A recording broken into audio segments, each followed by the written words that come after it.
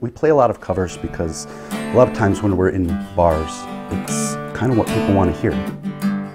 The song Waiting on You, we feel that it has a lot of things going on from these influences that we take from other songs. When we start playing our original music, we kind of just slip them in through the set so that people will say, oh, who was that? Who did that song? And we say, oh, that was us. Take a breath and never say goodbye.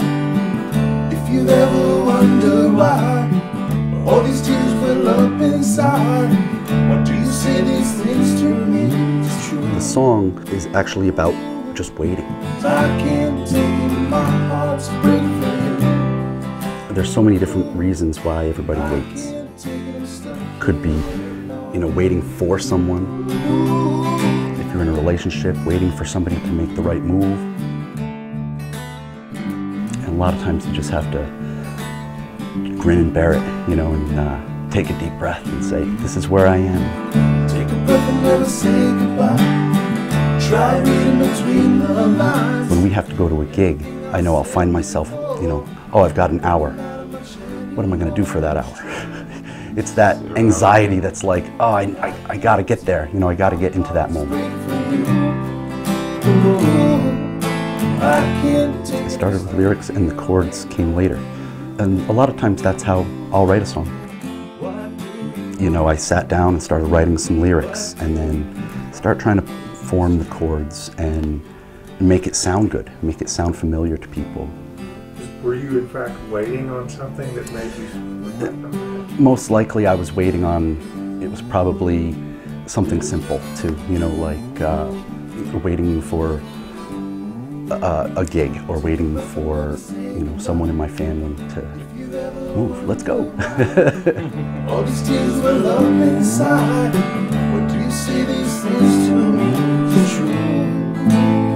Because there's two of us, we're always trying to do as much as we can, yet as little as we can. I don't know if that really makes sense, but we're trying to create a fuller sound with two people and still keep it melodic and rhythmic and have that sense of harmony as well. Sometimes people have said, you guys sound like four different guys, so I feel fortunate that we're able to do that. Take a breath and never say goodbye. Try reading between the lines. Anything I said before.